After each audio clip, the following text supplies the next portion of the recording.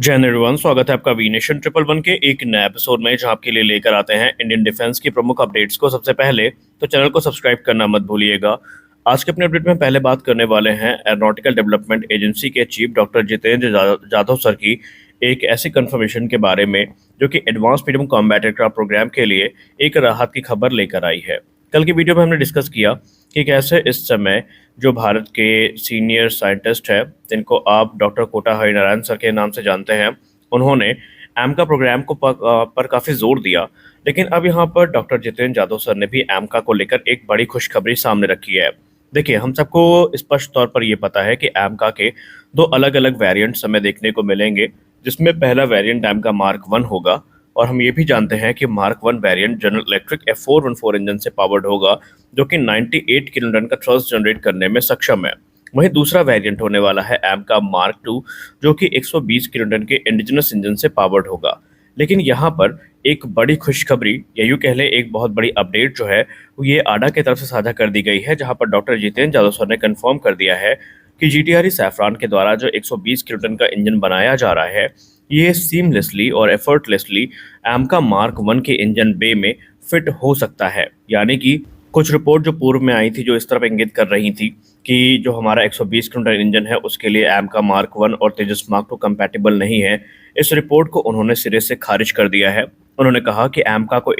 के एयरफ्रेम को डिज़ाइन करते हुए हम लोगों के दिमाग में ये चीज़ थी कि आगे चल के जो स्केलेबिलिटी इशूज़ है वो हो सकते हैं, और इसलिए हमने पहले से ही कमर कस ली थी कि कोई नया इंजन अगर आता है तो बिना किसी मेजर मॉडिफिकेशन के जो एयरफ्रेम है उसमें कह सकते हैं इंस्टॉल किया जा सके। हाँ, उन्होंने ये चीज़ ज़रूर कही है कि जब आप एक हाई थ्रस्ट इंजन को इंटीग्रेट करने की बात करते हैं तो इस चीज़ से भी इनकार नहीं किया जा सकता कि एमका के एयरफ्रेम में हमें जो मिनिमल मॉडिफिकेशंस हैं वो करने पड़ेंगे, ताकि जो स्मूदर ट्रांजिशन है वो हमें देखने को मिल जाए। और यह हमारे लिए काफ़ी गर्व की बात होगी जब हमारे पास एक इंडिजिनस ऑप्शन उपलब्ध होगा एडवांस मीडियम कॉम्बैट एयरक्राफ्ट के लिए। उन्होंने हाल ही में एक डिफेंस इंडस्ट्री कॉन्क्लेव को संबोधित करते हुए कहा कि हमारे दशकों का जो अनुभव था वो हमें इस चीज़ के लिए फोर्स कर रहा था कि एडवांस मीडियम कॉम्बैट एयरक्राफ्ट की जो भविष्य है उसको भी ध्यान में रख करके जो एयरफ्रेम है वो डिज़ाइन किया जाए। इसमें कोई संदेह नहीं है कि इनिशियली जो एमका की बॉडी है वो F414 के फुटप्रिंट को ध्यान में रख करके बनाई गई है, लेकिन हम ये भी जानते थे कि आने वाले भविष्य में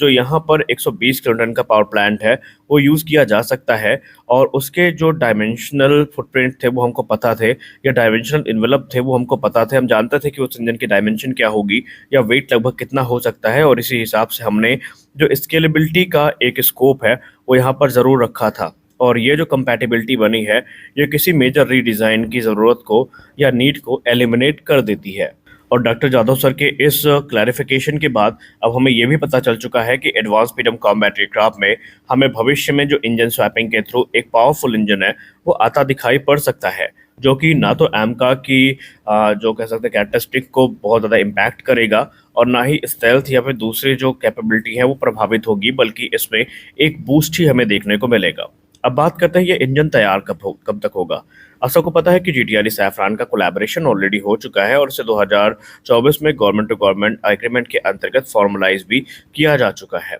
जिसके अंतर्गत एक हाई थ्रस्ट लो बाईपास टर्बोफैन इंजन को बनाया जाएगा, जो कि एमका की डिमांड को पूरा करने के लिए सक्षम होगा। ये 120 किलोटन का वेट थ्रस्ट जनरेट करने में सक्षम होगा, जो कि F414 के 98 किलोटन थ्रस्ट से ज़्यादा है। और इस इंजन में हमें ड्राई कोर एक ऐसी देखने को मिलेगी जो कि 73 किलोटन का ड्राई थ्रस्ट भी जनरेट करने में सक्षम होगी। यानी कि बिना आफ्टर बर्नर्स के ये एयरक्राफ्ट के पास कैपेबिलिटी होगी कि ये जो सुपर क्रूज है वो कर सकता है। और ये जो टेक्नोलॉजी है या ये जो कैपेबिलिटी है ये इसे दुनिया के दूसरे जो एडवांस फिफ्थ जनरेशन फाइटर्स हैं इनकी कैटेगरी में लाकर खड़ी कर देती है। और आपको शुरुआत से ही पता है और हम लोगों ने डिस्कस भी किया था कि एमका में जो इंजन बे होने वाली है वो मॉड्यूलर होने वाली है। यानी कि जो मॉड्यूलर इंजन बे का बेनिफिट ये है कि आने वाले भविष्य में जो नए इंजन हैं उनको इंटीग्रेट करना बहुत ज़्यादा मुश्किल नहीं होगा, क्योंकि पहले हम लोग ये मानते थे कि हम चाहे रोल्स रॉयस के साथ इंजन बनाएं, चाहे जनरल इलेक्ट्रिक के साथ इंजन बनाएं या फिर सैफरान के साथ इंजन बनाएं,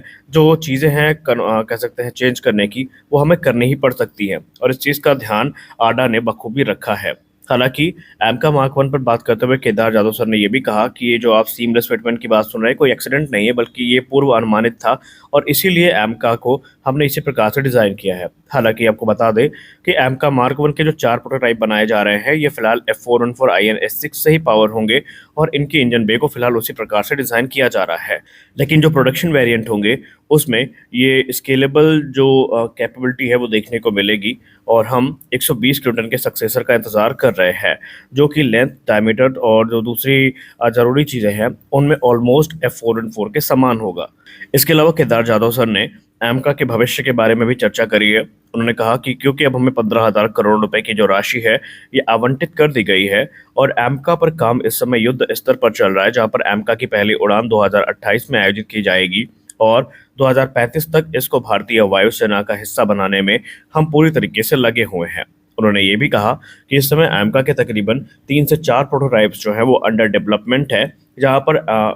आडा के साथ जो दूसरी संगत संस्थाएं हैं वो तो लगी ही हुई हैं, लेकिन प्राइवेट सेक्टर कंपनियां जैसे कि लार्सन एंड टुब्रो, इसके अलावा वेम टेक्नोलॉजीज की भूमिका भी काफ़ी महत्वपूर्ण होने वाली है। वेम टेक्नोलॉजीज की बात रही तो वेम टेक्नोलॉजीज को तो जो एमका के प्रोटोटाइप मैन्युफैक्चरिंग है उसमें जो कुछ क्रिटिकल सेक्शन है, क्रिटिकल फ्यूजलाज सेक्शन है, उनके निर्माण और असेंबली तक की जिम्मेदारी दे दी गई है। यानी कि अभी से ही हमें जो पब्लिक और प्राइवेट सेक्टर की भूमिका है इस प्रोग्राम में वो काफ़ी अच्छी दिखने लगी है, जो कि हमारे उस कॉन्फिडेंस को और भी ज़्यादा बढ़ा देती है कि ये जो टाइमलाइन है ये इनके चलते काफ़ी शॉर्ट हो सकती है। उन्होंने ये भी कहा कि फिलहाल तो इनिशियली जो एमका के वेरिएंट आएंगे ये प्री स्टोर्ड जो F414 इंजन है उनके साथ ही पावर्ड होंगे। उन्होंने कहा लोगों के मन में ये कन्फ्यूज़न है कि बिना इंजन के हम एमका की टेस्टिंग कैसे करेंगे, तो यहाँ पर जो हमारे पास रिजर्व इंजन है उनके साथ एमका मार्क 1 को टेस्ट किया जाएगा और एमका मार्क 1 के टेस्ट को हम रिकॉर्ड समय में पूरा करने का प्रयास कर रहे हैं। इसके अलावा उन्होंने ये भी कहा कि हम इस समय HAL के साथ मिल करके